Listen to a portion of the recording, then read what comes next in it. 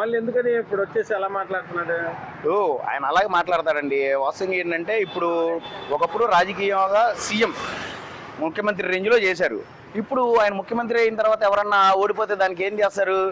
దానికి మాజీ ముఖ్యమంత్రి వర్గంలో తీసుకుంటారు. కానీ ఈయనకి రాజకీయ కమిడియన్ అనేది ఇంకొక పోస్ట్ కూడా ఇవ్వాల్సిన సందర్భం ఏర్పడింది. ఎందుకంటే ఈయన వచ్చి రాజకీయ కమిడియన్ చేస్తున్నారు, ఇక్కడ కామెడీలు చేస్తున్నాడు. ఒక రాజకీయ కామెడీలు ఇప్పుడు రాజకీయం ఎవరికి తెలియనట్టు, ప్రజలకి ఏమి ఇది లేనట్టుగా రాజకీయ కమిడియన్ చేస్తున్నాడు అనమాట. ఇప్పుడు ఆయన ఒక కమిడియన్లా మాట్లాడుతున్నాడు, కానీ ఈ ప్రజల కోసం నేను మాట్లాడాలి, ప్రజాక్షేమం కోసం మాట్లాడాలి అనేది ఏం లేదు అక్కడ. అలాగే ఆయన ఉన్నటువంటి ఆయన శాసనసభ్యుడిగా ఉన్నటువంటి నియోజకవర్గంలో కూడా ప్రజల గురించి నేను పట్టించుకుంటున్నాడా? పోనీ ఆ ప్రజల కోసం అన్న ఆయన అసెంబ్లీకి వెళ్ళి మాట్లాడుతున్నాడా? ఆయన నియోజకవర్గం గురించే పట్టించుకున్నాడు, రాష్ట్రం గురించి ఏం పట్టించుకుంటాడు, రాష్ట్ర ప్రజల గురించి ఏం ఆలోచిస్తాడు? సార్, భోగాపురం ఎయిర్పోర్ట్ జగన్మోహన్ రెడ్డి నేను మీడియాతో మాట్లాడుతూ అదే క్రెడిట్ నాది, కావాలని చంద్రబాబు నాయుడు క్రెడిట్ చోరీ చేస్తున్నారు, అది ఇదని మాట్లాడుతున్నాడు. దాని మీద మీరేమంటారు? ఇప్పుడు ఈ భోగాపురం క్రెడిట్ ఆయన కావాలంటానికి, ఈ భోగాపురం ఏర్పడింది ఎప్పుడు? అసలు భోగాపురం శంకుస్థాపన అయింది ఎప్పుడు? భోగాపురం సబ్జెక్ట్ పేపర్కి ఎక్కింది ఎప్పుడు? 2016లో చంద్రబాబు నాయుడు గారి హయాంలో భోగాపురం అనేది ఒక సబ్జెక్ట్ వచ్చింది. ఆ సబ్జెక్టు ఆ సమయంలో ఈయన జగన్మోహన్ రెడ్డి గారు పాదయాత్ర చేసుకుంటూ అటు వెళ్ళినప్పుడు ఈయన చెప్పిన మాటలేంటి?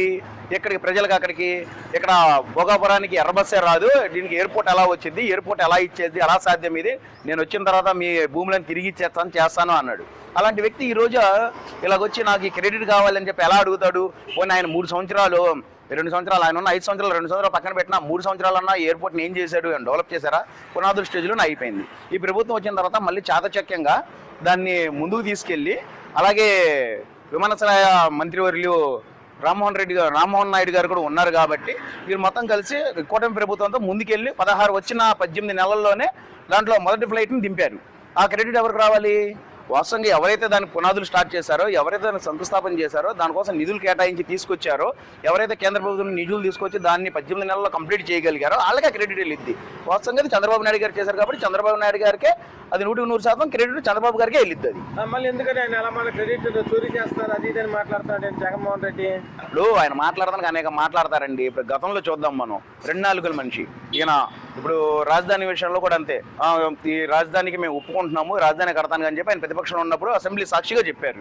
తర్వాత ఏం చేశారు? వచ్చిన తర్వాత ఈ రాజధాని అక్కడ అది కాదు, అక్కడ ఇది కాదు, ఇలా కాదు, అలా కాదు అని చెప్పేసి అనేక వంకలు చెప్పి 3 రాజధానులు అని చెప్పి 3 ముక్కలు ఆడాడు. రాష్ట్రం డెవలప్ అవ్వకుండా రాష్ట్ర నాశనానికి పాల్పడ్డాడు. అలాగే ఇంకోటి తీసుకుంటే క్రెడిట్ కావాలి, ఇతను క్రెడిట్ పిచ్చి ఒకటి ఉంది.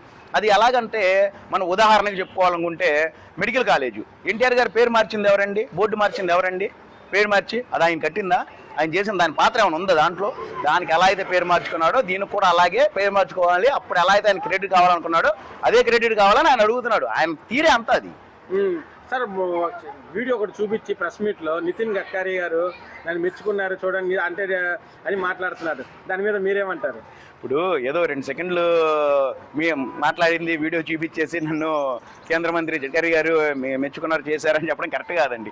అంతకుముందు జరిగింది ఏంటి? అసలు వాస్తవానికి అతన్ని పిలిచి ఆయనకి చెప్పింది ఏంటి, అతను తిట్టింది ఏంటి, దాని జోలికి వెళ్ళి నువ్వు ఇచ్చేస్తే పైనుంచి వచ్చే మా దేశానికి వచ్చేటటువంటి మీ రాష్ట్రానికి వచ్చేటటువంటి ఈ పెద్ద పెద్ద నిధుల్ని వీటిని నువ్వు ఎందుకు దుర్వినియోగం చేస్తున్నావు, పెట్టుబడుల్ని ఎందుకు ఇలా చేసుకుంటున్నావు, రాష్ట్రాన్ని నాశనం చేస్తావు, అది ఏంటా అని చెప్పి ఆయన ఆ రోజు చెప్పిన సందర్భాలు ఉన్నాయి. ఆ క్లాస్ అంతా వదిలేసి మొత్తం అయ్యాక సరేనండి మేము చేస్తామని నేను తల ఊపినప్పుడు ఆ చివరిలో సరే ఓకే వెరీ గుడ్ చెయ్యి అని చెప్పి అప్పుడు చెప్పిన చివరి బిట్ ఒకటి చూపిస్తే సరిపోతుందా? జనాలు తెలుసు కదండి, అవి మొత్తం తెలుసు కాబట్టి 11 సీట్లకు నుంచో పెట్టారు అక్కడ. మళ్ళీ ఎందుకని ఇప్పుడు వచ్చేసి ఎలా మాట్లాడుతున్నాడు? ఆయన అలాగే మాట్లాడతాడండి. వాస్తవంగా ఏంటంటే ఇప్పుడు ఒకప్పుడు రాజకీయంగా సీఎం ముఖ్యమంత్రి రేంజ్లో చేశారు. ఇప్పుడు ఆయన ముఖ్యమంత్రి అయిన తర్వాత ఎవరన్నా ఓడిపోతే దానికి ఏం చేస్తారు? దానికి మాజీ ముఖ్యమంత్రి వర్గంలో తీసుకుంటారు. కానీ ఈయనకి రాజకీయ కమిడియన్ అనేది ఇంకొక పోస్ట్ కూడా ఇవ్వాల్సిన సందర్భం ఏర్పడింది. ఎందుకంటే ఈయన వచ్చి రాజకీయ కమిడియన్ చేస్తున్నారు ఇక్కడ.